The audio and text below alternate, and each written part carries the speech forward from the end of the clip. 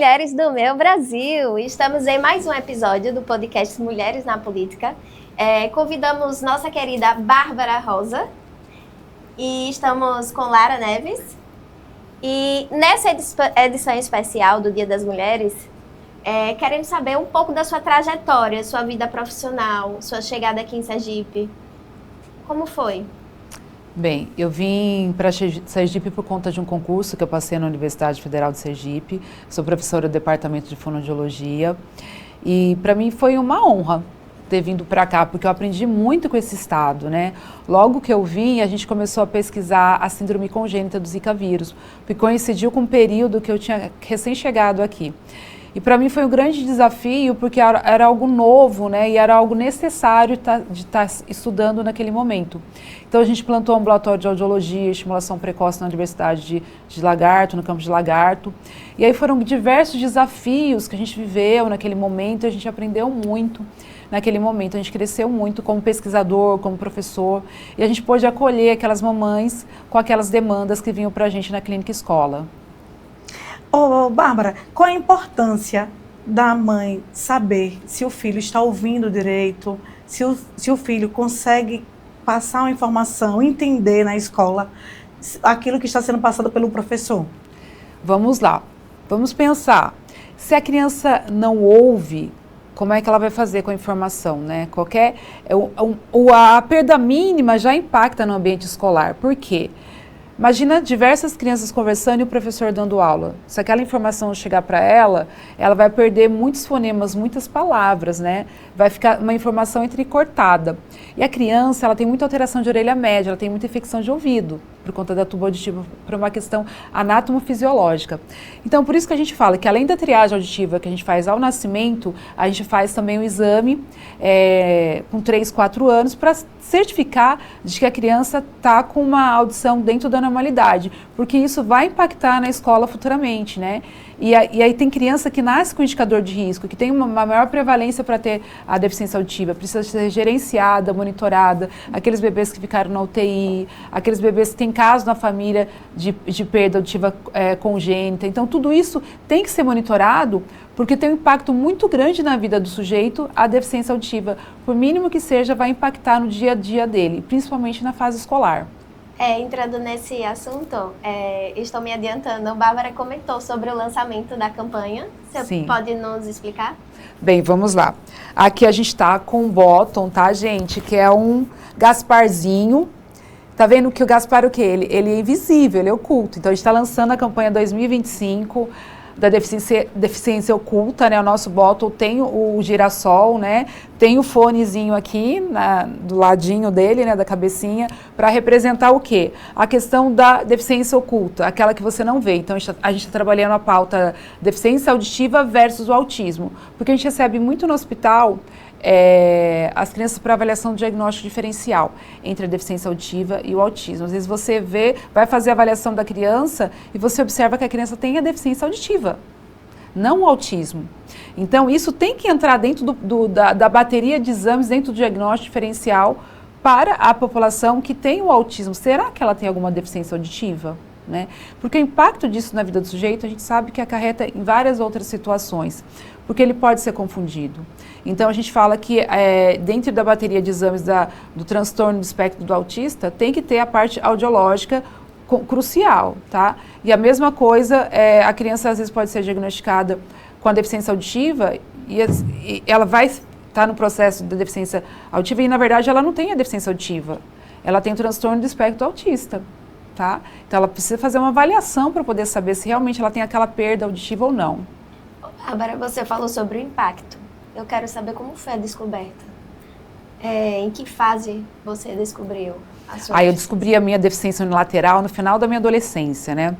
Para mim foi muito engraçado, porque eu estava na escola, a minha amiga me chamava do lado esquerdo, eu não respondia, do lado esquerdo eu não respondia. Ela falava, Bárbara, você não está ouvindo, né? Aí vem aquele alerta, gente, eu não estou ouvindo. E aí eu fui procurar um otorrino. Então, na verdade, você não ouvia de um ouvido? De um ouvido, no ouvido esquerdo, eu não ouço nada, surdez total. Aí sua amiga lhe chamava justamente no ouvido que você não ouvia? Que eu não ouvia. Aí eu fui fazer uma avaliação, e aí foi onde eu descobri a deficiência unilateral. E aí que eu comecei a associar as coisas, né? Porque eu observava assim, eu sempre sentei no meio e na frente, eu sempre tive que estudar muito mais que as minhas amigas. Por quê? Porque, na verdade, era um mecanismo de compensação. Eu sentava na frente para ter aquela informação mais adequada para mim, entendeu? Para eu não perder nenhuma informação. E aí eu estudava mais, porque às vezes em sala de aula, como eu tinha deficiência auditiva, eu perdia informação às vezes quando era falado em sala de aula. Eu chegava em casa, eu tinha que estudar muito mais que a outra pessoa. Imagina você ter 2 ouvidos e ter um ouvido. Né? Fora o cansaço mental que você tem no final do dia. Porque você tem um cansaço mental, porque você tem que prestar muita atenção na informação e quem está falando, da onde que está vindo aquela informação. Então, o seu desgaste é maior. Então, a partir daquele momento que eu descobri, foi um momento de luto, que eu chorei bastante, porque naquela época, né, a gente não tinha hoje tanta informação como é, né? E aí eu fui me desdobrando. E aí eu resolvi fazer fonoaudiologia, não foi por conta disso, não. Foi porque eu recebi uma cartilha da Unesp, eu tinha ganhado a inscrição da Unesp, e aí eu fui ver as profissões. E eu achava a fonoaudiologia algo muito bacana, novo, inovador. E aí é onde eu fui fazer fonoaudiologia, mas não tem nada a ver com a questão da minha deficiência. Então, no âmbito que você trabalha, lá na universidade, você dá aula, não é isso? Sim. E também faz atendimento clínico. Sim. Hoje em dia você tem os atendimentos com autistas, fazem o exame, né? Para saber se eles estão ouvindo e também se o déficit é pelo autismo ou pelo déficit de audição. De audição. A gente faz, eu trabalho também, a gente atende no hospital universitário, né? E a gente faz os exames no ambulatório, que a gente tem um ambulatório de audiologia. A gente também tem o REAB, né? Que é o programa que a gente tem de reabilitação auditiva. As pessoas que são diagnosticadas lá dentro do hospital, as crianças, elas fazem a reabilitação auditiva comigo também, tá bom? E aí a gente faz toda essa linha de cuidado com o paciente, porque de nada vale o diagnóstico se você não reabilita o sujeito. Essa é a nossa pauta. A gente trabalha muito essa pauta da deficiência oculta, porque a gente quer levar cada vez mais informações para todas as pessoas, né? Olha, se você tem uma queixa auditiva, se você tem alguma outra queixa, passe para uma avaliação com a gente, né? Vamos avaliar, porque as pessoas precisam fazer avaliações, precisa ter a campanha da questão da saúde auditiva, precisa falar mais sobre, porque às vezes as pessoas não têm informação, né? Elas passam anos e anos na escola e nunca passou por uma avaliação audiológica, que é básico para a criança que está na escola fazer o exame oftalmológico e auditivo, porque se ela tiver qualquer problema que seja, por mínimo que seja, vai impactar na fase escolar. E a fase mais importante da criança, né? E pessoas com deficiências unilateral, elas são PCD também? São consideradas PCDs. A gente trabalhou em 2023 com essa lei, com a ajuda do vereador Bairo, né? A gente chegou até o gabinete da doutora Lidiane Lucena, a gente levantou para ela essa demanda, né? E a gente conseguiu fazer a lei estadual, e a doutora Lidiane trabalhou com Brasília, e em dezembro de 2023 foi publicada a Lei Federal da Deficiência Unilateral, porque já era lei em 99, só que caiu. Tá? Sim. E se você for parar dentro do aspecto biopsicossocial, quando você lembra da LBI, da legislação, você tem que analisar o sujeito dentro do aspecto biopsicossocial, ele não é só um CID. Eu já tinha impacto disso na vida do sujeito, tem vários estudos que falam sobre o impacto da deficiência na vida do sujeito, a deficiência unilateral. Então, para a gente foi, como a gente tinha muita robustez de estudo, de evidência, a gente conseguiu provar, né, o quanto era importante se tornar uma lei, que era um direito da gente ter essa lei também federal. Nessa trajetória, quais foram os principais desafios, assim? Olha, foram muitos desafios na minha vida profissional, mas para mim o maior desafio foi a síndrome congênita do Zika vírus, porque era algo totalmente desconhecido e a gente estava desbravando dentro do ambulatório da universidade, criando novos ambulatórios para absorver essa população. E a gente também acolhia aquelas mamães, que ela tem a sobrecarga do cuidador, né? Porque a criança com Zika vírus, ela pode ter baixa visão, deficiência auditiva, atraso neuropsicomotor, ela tem uma questão neurológica. Ela é um paciente múltiplo. Então, você, além de olhar todo aquele paciente e acolher ele, você tem que acolher também aquele cuidador. Então, a gente teve um trabalho até de uma ex-aluna minha, que a gente trabalhou a escuta na sala de espera, que era o acolhimento daquela mamãe. E a gente tinha um grupo do WhatsApp, no qual eu tinha 30 mamães, que a gente acolhia todas essas mamães. Porque, como é que está essa mãe, né? Quem é que está cuidando dela? A gente precisa cuidar dessa mãe, a gente precisa cuidar de quem cuida. É o nosso papel como profissional da área da saúde acolher essas famílias e falar, você não está sozinha, eu estou aqui do seu lado. E a gente ia para as prefeituras, a gente brigava, a gente falava, vamos lá, vamos, o que a gente precisa, quais são os direitos, precisa de uma cadeira adaptada, vamos ter uma cadeira adaptada. E a gente foi indo dentro desse engajamento social, né? E por isso que eu falo, hoje a minha pauta é a pessoa com deficiência. Né? Então, assim, se eu tenho um amigo que tem uma baixa visão, se eu tenho um amigo que tem uma deficiência auditiva, eu vou ajudar, eu vou acolher. O que a gente precisa fazer? A gente tem políticas públicas para isso. A gente tem que fazer com que essas políticas públicas sejam realmente efetivadas, né? Não, que seja feito de direito, que é direito do sujeito, né? Eu preciso falar que ali precisa de uma rampa? Não, a rampa tem que ter, é lei, né? Todos nós temos que cobrar, né? Eu preciso de legenda, porque nem toda pessoa usa Libra, às vezes tem pessoas que usam legenda, né? Às vezes tem pessoas que usam aparelho auditivo e implante coclear, e aí vou estar falando da questão da deficiência auditiva de uma forma global. Então a gente precisa pensar muito no outro, se colocar no lugar do outro e saber quem são as pessoas que cuidam dessas outras pessoas que precisam do suporte. Esses dias uma mãe entrou em contato comigo para saber se a filha dela seria uma adolescente PCD. Porque, na verdade, eu não sabia que, sendo unilateral, seria considerado PCD. Aí até eu perguntei para uma das suas amigas, aí ela disse que iria passar informação para você, para que a gente fizesse esse trabalho. É porque, na verdade, você vai analisar o impacto da deficiência na vida do sujeito. Tá, vamos avaliar esse sujeito, vamos fazer o exame, vamos ver como é que está a questão comportamental, como é que ele está recebendo essa informação, vamos fazer a logodiometria, né? Como é que está sendo isso? Qual que é a deficiência dela, né? Não é só o CID dela. E sem falar que você falou que sofria bullying na sala de aula, né? Sim. E como era esse comportamento dos seus amigos?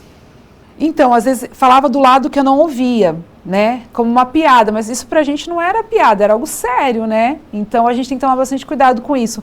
Eu sempre fui uma pessoa que eu levava na esportiva tudo, né? Então, assim, eu nunca liguei para certos tipos de comportamento do outro, porque é o comportamento do outro, não é o meu comportamento, né? E aí, eu tenho sempre... eu falo, se coloque no lugar do outro. Tampe os seus ouvidos e imagina que você não está ouvindo. Tampe os seus olhos e permita-se caminhar, né? Como que está a sua relação com o sujeito? Como que é a sua empatia? Como é que está o seu poder em relação a tudo isso? Porque um dia a pessoa pode estar naquela condição, né? Então eu acho que a gente tem que respeitar todas as pessoas, independente dela ser PCD ou não, é o respeito com a pessoa, né? Porque antes de qualquer deficiência vem a pessoa. Quem é aquela pessoa, quem é aquele sujeito, onde ele está inserido, isso que a gente tem que ter em mente.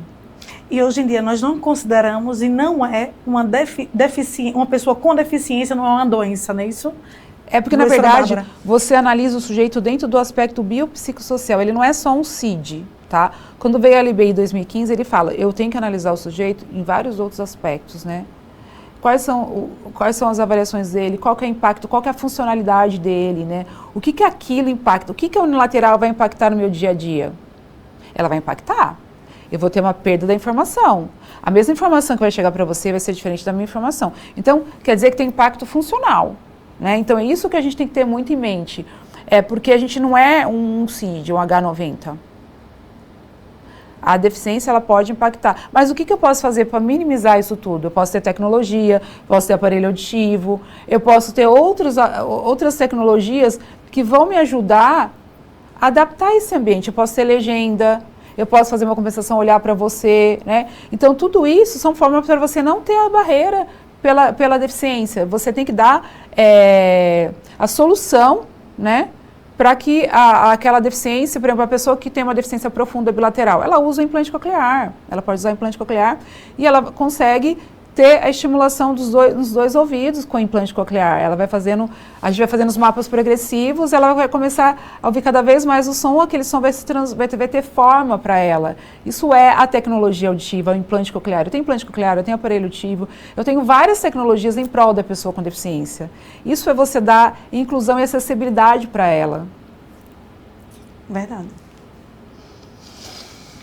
Bárbara, você comentou sobre a pesquisa e desde o início o foco quando descobriu a Zika. Eu quero saber se a tecnologia acompanhou essa pesquisa. Então, a gente fez uma pesquisa, né, com isso durante pelo menos 4 anos, né? E o que a gente observou com essas crianças, né? As crianças precisavam da linha de cuidado, tanto que a gente tem um centro de reabilitação que dão suporte para essas crianças, né? Porque teve lesão, né? Então, tem coisas que são irreversíveis. O que você pode fazer para essa criança? A gente teve estudos que crianças foram protetizadas, foram implantadas, porque para poder ter a questão auditiva, né? Foram para reabilitação, foram para terapia ocupacional, foram para fono, foram para físio. As crianças ganharam as próteses, as órteses para sentar certinho, né? As cadeiras adaptadas. Foram feitas diversas ações para essas pessoas, tá? Para essas crianças. Mas tecnologia a gente sempre vai ter em prol da pessoa com deficiência, né? A gente tem muitas tecnologias que são lançadas todos os anos para as pessoas com deficiências. Seja ela auditiva, visual, física, em cadeira de roda, né? Para as pessoas que precisam, que tem uma questão motora. Então, a nossa vantagem hoje em dia a gente sempre tem tecnologia. Porém, essa tecnologia ela não é acessível para todo mundo. Mas a gente tem outras tecnologias que não são tão caras que a gente consegue oferecer o acesso para todos. A gente tem no Sistema Único de Saúde o aparelho auditivo e implante coclear. Que é de forma gratuita? É de forma gratuita, é 100% SUS. A gente tem 2 hospitais que fornecem a cirurgia de implante coclear. O Hospital Universitário, além da gente diagnosticar, a gente faz a cirurgia de implante coclear. Gratuito? Gratuito, porque é SUS, é 100% SUS. Então, a gente for pensar em saúde auditiva, a gente tem as melhores políticas de saúde auditiva do mundo. Né? Então, se você for para pensar, desde a primeira portaria de 99 do implante coclear, da portaria de 2004, que fala de sistema de referência e contra-referência, que começa a falar da regulação dos aparelhos auditivos, a gente tem muita coisa pelo SUS, e a gente tem que valorizar isso que a gente tem. É que muitas pessoas também não sabem, né? Aqui em Aracaju, você tem algum atendimento aqui nos hospitais? A gente atende no hospital universitário. Gratuito também? Porque é SUS, né? 100% SUS. Ah, então, muitas pessoas não sabem que tem esse atendimento, é falta de informação mesmo. Por isso que às vezes a gente não procura, porque não sabe. Sim. Não é verdade? Bárbara, você é professora da universidade, pesquisadora. Eu quero saber, assim, nessa questão da atuação, como se dá no ambiente feminino, no ambiente masculino, desculpa, a sua atuação? Então, na verdade, eu acho que a mulher, ela cresceu, evoluiu muito, né? Ela ocupou o espaço que realmente é o espaço que ela deve ocupar e ela pode estar no lugar que ela deve estar. A gente precisa sempre estar empoderada de tudo que a gente está fazendo e tendo conhecimento, porque a partir do momento que você mostra que você tem competência, habilidade para aquilo que você desenvolve, a gente acaba não tendo barreira, né? Porque a mulher, ela mudou muito no decorrer dos anos, né? Porque antigamente a mulher tinha um papel apenas de ficar em casa, cuidando do marido, cuidando dos filhos, cuidando da casa, e aí ela foi para o mercado de trabalho, né? Mas ela não deixou de ser mãe, ela não deixou de ser mulher, ela não deixou de cuidar da casa dela, ela acumulou funções. Então a gente fala que a gente é super mulher, né? Porque a gente consegue fazer milhões de coisas, mas a gente consegue se organizar. Como tudo na vida, você precisa ter propriedade de tudo que você desenvolve, porque eu acho que isso é a grande diferença que a gente tem no mercado. Quando você mostra para as pessoas que você tem domínio do que você faz, você tem respeito de todas as pessoas.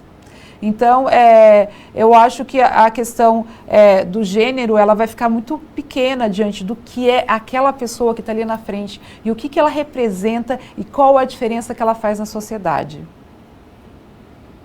Ah, legal. E hoje você encontra alguma barreira diante dessa situação de ser mulher? Não. Na função que você ocupa? Não, eu acho que não. Para mim, hoje tudo é muito claro. Porque, na verdade, eu tenho 3 irmãos, né? Então, eu já cresci no meio desse universo, né? E eu aprendi muito a lidar com diversas situações, né? Com o clube do bolinha, certos comentários. E a gente vai crescendo e vai observando os comportamentos e a gente vai vendo e vai se reorganizando perante tudo isso.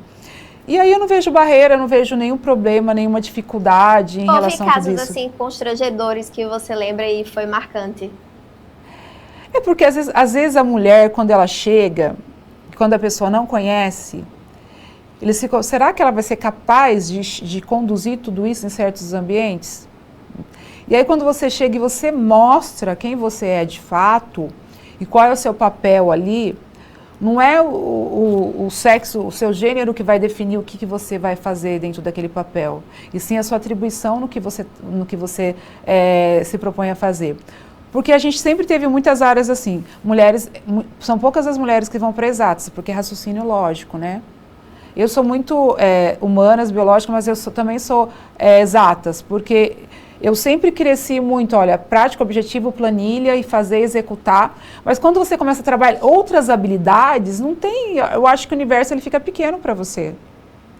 O que você não tem de informação hoje, amanhã você vai adquirir, porque hoje a gente tem tecnologia, a gente tem as informações, a gente tem os grupos, a gente tem as pós-graduações, a gente está em movimento crescente o tempo inteiro. Então, eu acho que hoje em dia, a mulher ela ocupou o espaço que realmente ela deve ocupar, né?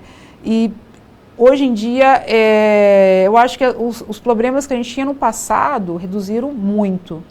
Claro que ainda existem alguns lugares, alguns comportamentos, mas eu acho que a gente tem que mostrar o nosso papel, né?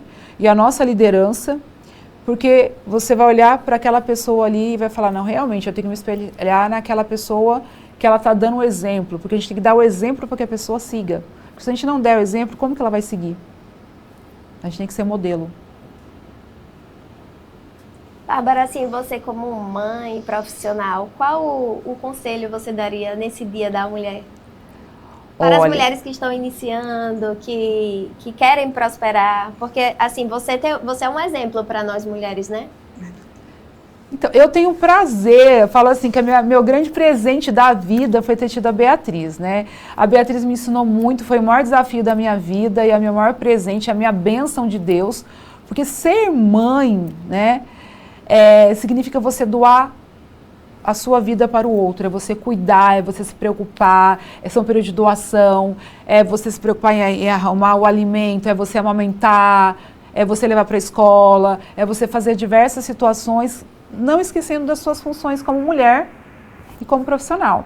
Então, nessa jornada toda, eu aprendi muito a equilibrar tudo isso. Claro que não é fácil, porque você pode ter a sobrecarga, mas eu nunca deixei de olhar para mim, mulher. Eu era mãe, mas eu também tinha me olhar como mulher. O que eu precisava fazer para mim, né? Então, eu sempre tive o cuidado comigo. Porque quando você cuida de você, quando você está bem estruturada, você consegue cuidar de tudo que está à sua volta, né? Da sua casa, do seu lar, de tudo da sua profissão. Porque quando você não está bem emocionalmente, você vai refletir para tudo que está à sua volta. E uma coisa que eu aprendi muito com meu irmão é sobre inteligência emocional, né? Sobre aquela questão do equilíbrio. Pode estar passando um furacão, você tem que manter a plenitude, porque aquele furacão vai passar. É fácil? É fácil falar? Não, não é fácil. Mas você vai aprendendo ao longo da vida, né? E a maturidade te ensina a fazer isso. Ah, é fácil ser mãe? Não, não é fácil, mas você vai aprendendo dia a dia. E você vai aprendendo junto com o seu filho. Vai chegar um momento que o seu filho vai ser muito próximo a você e ele vai entender tudo o que você falou para ele no passado. Então fica como uma coisa muito leve daqui para frente, né? Porque a gente dá para a criança, olha, os primeiros 7 anos de vida é a formação da criança, que é importante, que é a base dela. E ela é mais o modelo que eu estou dando para ela do que eu estou falando. Se eu quero que ela seja assim, como que eu vou dar um exemplo que não é o que eu quero que ela seja? Se ela está vendo aquilo constantemente acontecer, ela vai seguir o modelo, né? Aí eu falei para vocês, a minha filha acabou indo pela mesma área, a área da saúde, foi fazer medicina, e eu falo, nossa, como é que é tudo isso? Ela cresceu me vendo estudando, então para ela é normal estudar. É normal ter o tempo de estudo, é normal ter dedicação, é normal o cuidado com o outro. Ela ia comigo para o hospital, ela ia comigo para a clínica, então para ela tudo aquilo era comum. Então é o exemplo que você dá para o seu filho. Não adianta você falar, ter um discurso, ele tem que viver aquilo. Bárbara, gostaria de lhe agradecer bastante por você ter aceitado o nosso convite. E desde já... Foi um prazer, assim, realmente, conhecer você. Você é um exemplo de mulher. De mulher. Assim, os parabéns para você, realmente. É admirável. E eu quero saber se você gostaria de deixar alguma mensagem, como as pessoas poderiam procurar saber sobre a campanha, qual é o meio de divulgação. Tá. A gente tem o Instagram audioinfantil.se e a gente também tem uma plataforma www.deficienciaoculta.com.br, que a gente já está no ar, essa plataforma, mas qualquer dúvida, qualquer pergunta que vocês tiverem sobre atendimento no hospital universitário, nossa agenda é aberta, tá? Adiciona a gente no audioinfantil.se que a gente vai estar respondendo todos vocês. Muito obrigada pelo engajamento nesse Dia da Mulher. Parabéns para vocês, mulheres que fazem a diferença, tá? Muito obrigada por esse espaço, meninas. Obrigada. Gente, gostaria de agradecer por mais uma edição do nosso podcast. Foi maravilhoso estar aqui com vocês e também estar com nossa querida Bárbara. Muito obrigada e até a nossa próxima edição.